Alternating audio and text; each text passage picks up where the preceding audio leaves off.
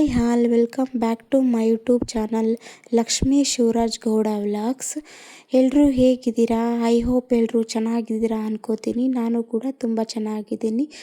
Last ವ್ಲಾಗಲ್ಲೇ ನೀವೆಲ್ಲ ನೋಡಿದ್ದೀರಾ, ನಾನು ನನ್ನ ಕಿಚನ್ಗೆ ಒಂದಿಷ್ಟು ಆನ್ಲೈನ್ ಪ್ರಾಡಕ್ಟನ್ನು ತರಿಸಿದ್ದೆ. ಅದನ್ನೆಲ್ಲ ಯೂಸ್ ಮಾಡಿಕೊಂಡು ಇವಾಗ ಕಿಚನ್ ಮೇಕವರ್ನ ಮಾಡ್ತಾ ಇದ್ದೀನಿ. ಈ ವ್ಲಾಗ್ ನಿಮಗೆ ಸ್ವಲ್ಪನಾದರೂ ಇಷ್ಟ ಆದರೆ ಪ್ಲೀಸ್ ಸಬ್ಸ್ಕ್ರೈಬ್ ಮಾಡ್ಕೊಳ್ಳಿ, ಲೈಕ್ ಮಾಡಿ, ಶೇರ್ ಮಾಡಿ ಆ್ಯಂಡ್ ಕಮೆಂಟ್ ಮಾಡಿ. ಬನ್ನಿ ತಡ ಮಾಡದೆ ಈ ವ್ಲಾಗ್ನ ಸ್ಟಾರ್ಟ್ ಮಾಡೋಣ. ನಾನು ಕಿಚನ್ನ ಡೀಪ್ ಕ್ಲೀನ್ ಮಾಡ್ಕೊಳ್ಳೋಣ, ಹಬ್ಬ ಇನ್ನೇನು ಹತ್ರ ಬಂತು ಅಲ್ಲ.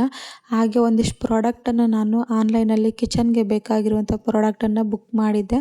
ಅದು ಬರುತ್ತೆ ಮತ್ತು ಡೀಪ್ ಕ್ಲೀನಿಂಗ್ ಆಗಿ ಜೋಡಿಸ್ಕೋಬೋದು ಅಂತ ಅಂದ್ಕೊಂಡಿದ್ದೆ. ಡೆಲಿವರಿ ಆಗೋದು ಸ್ವಲ್ಪ ಒಂದಿಷ್ಟು ಪ್ರಾಡಕ್ಟು ಲೇಟ್ ಆಗ್ತಾ ಇದೆ ಅಂತ ಅನ್ನಿಸ್ತು. ಹಾಗಾಗಿ ಹಬ್ಬ ಬೇರೆ ಇನ್ನೇನು ಹತ್ರ ಬಂತಲ್ಲ, ಹಾಗಾಗಿ ಡೀಪ್ ಕ್ಲೀನ್ ಮಾಡಿಕೊಂಡು ನಾನು ಕಿಚನ್ನ ನೀಟಾಗಿ ಜೋಡಿಸ್ಕೊಂಡ್ಬಿಟ್ಟಿದ್ದೆ. ಇವಾಗ ಹಬ್ಬ ಆದಮೇಲೆ ಪ್ರಾಡಕ್ಟ್ ಎಲ್ಲ ಡೆಲಿವರಿ ಆಗಿದೆ. ಇವಾಗ ಮತ್ತೆ ತಿರ್ಗಾ ಜೋಡಿಸ್ಕೋಬೇಕು. ಇವಾಗ ಕಂಟೈನರ್ಸ್ನೆಲ್ಲ ಡೀಪ್ ಕ್ಲೀನ್ ಮಾಡಿಟ್ಟಿದ್ದೆ. ಮತ್ತು ಇವಾಗ ಸ್ವಲ್ಪ ಬಟ್ಟೆಯಲ್ಲಿ ಒರೆಸ್ಬಿಟ್ಟು ಈ ಕಂಟೈನರ್ನೆಲ್ಲ ಇಡ್ತಾ ಇದ್ದೀನಿ.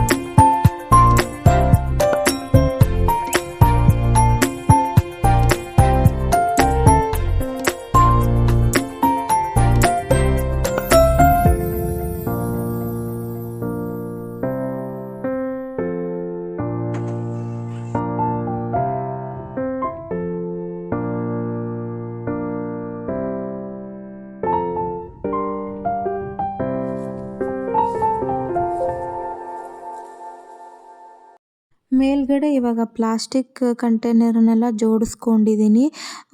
ಎಲ್ಲ ಒಂದೇ ಸಲ ಚೇಂಜ್ ಮಾಡೋದಕ್ಕೆ ಆಗಲ್ಲ ಅಲ್ಲ.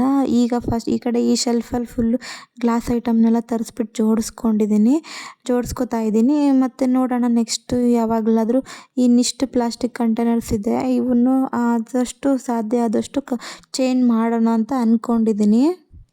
ಇನ್ನು ಮೇಲ್ಗಡೆ ಶೆಲ್ಫಲ್ಲಿ ಟಿಫನ್ಗೆ ಬೇಕಾಗಿರೋಂಥದ್ದು ರವೆ, ಶಾವಿಗೆ, ಅವಲಕ್ಕಿ ಈ ಥರದ್ದನ್ನೆಲ್ಲ ಹಾಕಿಟ್ಕೊಂಡಿದ್ದೀನಿ. ಮತ್ತು ಚಿಕ್ಕ ಕಂಟೈನರಲ್ಲಿ ರೇರಾಗಿ ನಾನು ಯಾವುದನ್ನು ಯೂಸ್ ಮಾಡ್ತೀನೋ ಆ ಥರ ಐಟಮ್ನೆಲ್ಲ ಹಾಕಿಟ್ಕೊಂಡಿದ್ದೀನಿ. ಈ ಕಡೆ ಸ್ಟೀಲ್ದು ಮಸಾಲ ಬಾಕ್ಸ್ ಇಟ್ಕೊಂಡಿದ್ದೀನಿ. ಅದ್ರ ಮೇಲ್ಗಡೆ ಪ್ಲಾಸ್ಟಿಕ್ಕಿಂದು ಒಗ್ಗರಣೆ ಬಾಕ್ಸ್ ಇಟ್ಕೊಂಡಿದ್ದೀನಿ. ಒಗ್ಗರಣೆ ಹಾಕೋದಕ್ಕೆ ಬೇಕಾಗಿರೋಂಥ ಐಟಮ್ನೆಲ್ಲ ಇಟ್ಕೊಂಡಿದ್ದೀನಿ.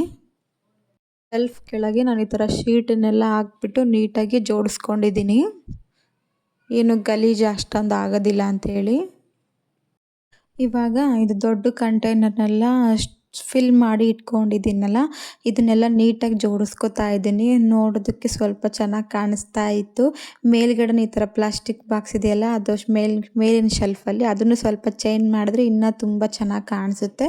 ನೋಡೋಣ ಯಾವಾಗಲಾದರೂ ಚೇಂಜ್ ಮಾಡೋಣ. ಮತ್ತು ಈ ಪುಟಾಣಿ ಕಂಟೈನರ್ನು ನಾವು ಫ್ಲಿಪ್ಕಾರ್ಟಲ್ಲೇ ತೊಗೊಂಡಿದ್ದು. ಇದರಲ್ಲಿ ಸಾಸಿವೆ ಮತ್ತು ಜೀರಿಗೆ, ಗರಂ ಮಸಾಲ, ಧನಿಯಾ ಪುಡಿ ಮತ್ತು ಪಂಪ್ಕಿನ್ ಸೀಡ್ಸು ಈ ಥರ ಎಲ್ಲ ಹಾಕ್ಕೊಳ್ಳೋಣ ಅಂತ ಹೇಳಿ ತೊಗೊಂಡಿದ್ದು.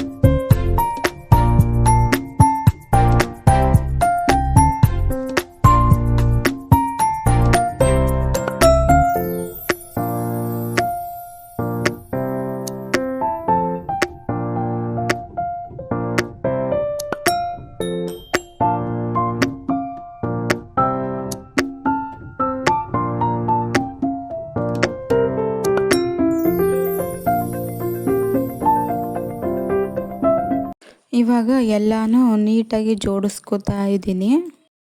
ಇವಾಗ ಆಯಿಲ್ ಕಂಟೈನರ್ಗೆ ಆಯಿಲ್ನ ಫಿಲ್ ಮಾಡ್ತಾ ಇದ್ದೀನಿ. ನೆಕ್ಸ್ಟ್ ಒನ್ನು ಇದು 2 in 1 ಡಿಸ್ಪೆನ್ಸರ್ ಅಂತಲೇ ಹೇಳ್ಬೋದು. ತುಂಬ ಯೂಸ್ಫುಲ್ ಆಗುತ್ತೆ ಕಿಚನ್ಗೆ.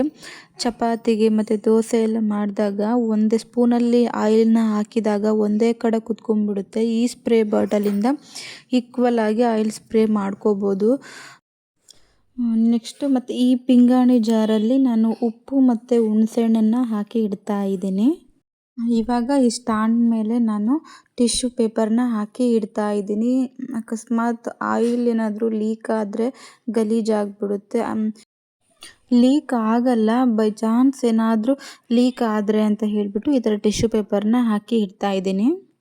ಜಾರ್ ಪಕ್ಕನೇ ಈ ಕಡೆ ಸ್ಪೂನ್ಸ್ ಎಲ್ಲ ಹಾಕಿ ಇಡ್ತಾ ಇದ್ದೀನಿ ಕೆಳಗಡೆ.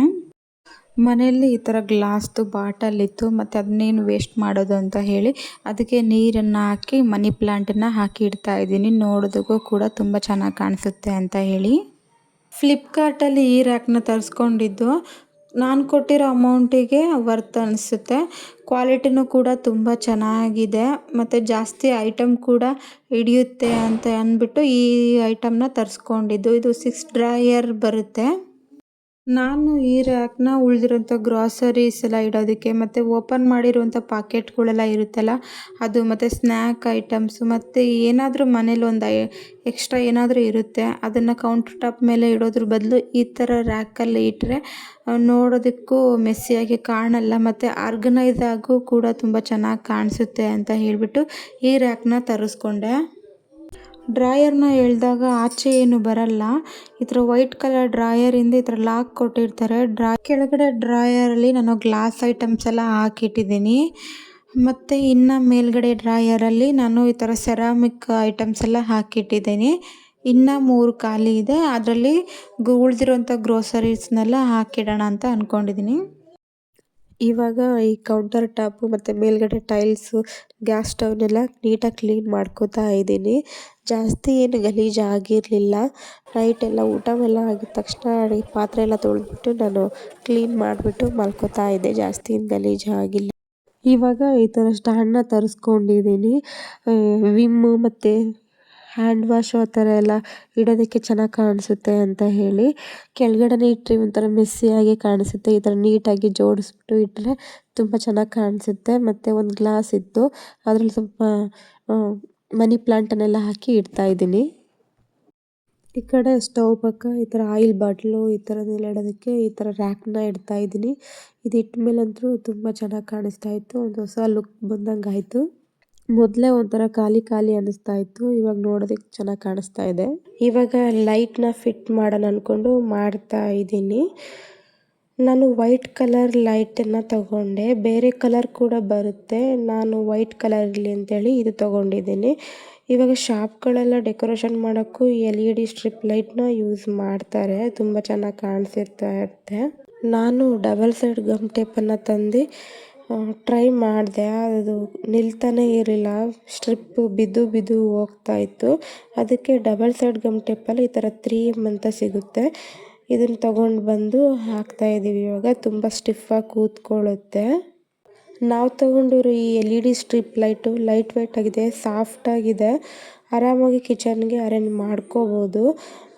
ತೊಗೋಬೇಕಾದ್ರೆ ಸ್ವಲ್ಪ ನೋಡಿ ತೊಗೋಬೇಕು. ಸ್ವಲ್ಪ ಸಾಫ್ಟಾಗಿರೋದು ತೊಗೊಂಡ್ರೆ ಹಾಕ್ಕೋಬೇಕಾದ್ರೆ ಅಷ್ಟೊಂದು ಕಷ್ಟ ಅನಿಸೋದಿಲ್ಲ. ಲೈಟ್ಸ್ ಎಲ್ಲ ಹಾಕಿದ್ವಿ ನೋಡಿ, ಎಷ್ಟು ಸಖತ್ತಾಗಿ ಬೆಳಕು ಬರುತ್ತೆ. ಇದು ಒಂದು ಲೈಟ್ ಇದ್ದರೆ ಸಾಕು, ಆರಾಮಾಗಿ ಅಡುಗೆ ಮಾಡ್ಕೋಬೋದು. ಇವಾಗ ಇದಕ್ಕೆ ಈ ಥರ ಮನಿ ಪ್ಲ್ಯಾಂಟನ್ನು ಅಂಟಿಸಿದೆ, ತುಂಬ ಚೆನ್ನಾಗಿ ಕಾಣಿಸ್ತಾ ಇದೆ. ಇದೊಂದು ಮಲ್ಟಿಪರ್ಪಸ್ ರ್ಯಾಕ್ ಅಂತಲೇ ಹೇಳ್ಬೋದು. ನಾನು ತರಕಾರಿ ಇಟ್ಕೊಳ್ಳೋಕ್ಕಂತಲೇ ತರಿಸಿದ್ದೆ. ಈರುಳ್ಳಿ ಮತ್ತು ಬೆಳ್ಳುಳ್ಳಿ, ಆಲೂಗಡ್ಡೆ ಇದನ್ನೆಲ್ಲ ಆರಾಮಾಗಿ ಇಟ್ಕೋಬೋದು. ಮತ್ತು ಇದರಲ್ಲಿ ಈ ಥರ 4 ಟ್ರೈ ಕೊಟ್ಟಿರ್ತಾರೆ ಮತ್ತು ಪೈಪ್ ಕೊಟ್ಟಿರ್ತಾರೆ ಫಿಕ್ಸ್ ಮಾಡ್ಕೊಳ್ಳೋಕ್ಕಂತ. ನಾವು ತರಕಾರಿ ಪುಟ್ಟಿನ ಹೇಗೆ ಫಿಕ್ಸ್ ಮಾಡ್ಕೋತೀವೋ ಅದೇ ಥರ ಈಸಿ ಆಗಿದೆ. ನೋಡೋದಕ್ಕೂ ಕೂಡ ತುಂಬ ಚೆನ್ನಾಗಿ ಕಾಣುತ್ತೆ, ಕಡಿಮೆ ಸ್ಪೇಸಲ್ಲೂ ಕೂಡ ಹಿಡಿಯುತ್ತೆ. ಇದರಲ್ಲಿ ಈ ಥರ ವೀಲ್ ಕೊಟ್ಟಿರ್ತಾರೆ ಫಿಕ್ಸ್ ಮಾಡ್ಕೊಳ್ಳೋಕ್ಕೆ, ಮತ್ತು ಟ್ರಾಲಿ ಥರ ನಾವು ಎಲ್ಲಾದರೂ ಇಳ್ಕೊಂಡು ಹೋಗ್ಬೋದು.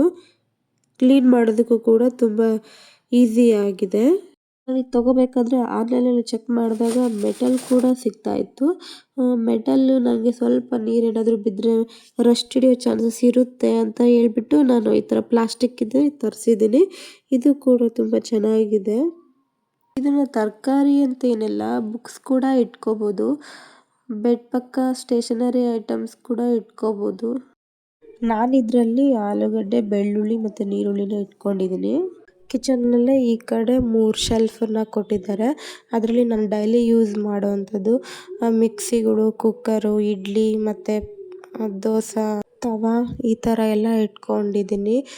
ಫುಲ್ ಕೆಳಗಡೆ ಶೆಲ್ಫಲ್ಲಿ ಈ ಥರ ಅಡುಗೆ ಮಾಡಿರೋದು ಪಾತ್ರೆಗಳು ಅದನ್ನು ಇಟ್ಕೊಂಡಿದ್ದೀನಿ, ಮತ್ತು ವಾಟ್ರ್ ಬಾಟ್ಲು ಈ ಥರ ಇಟ್ಕೊಂಡಿದ್ದೀನಿ.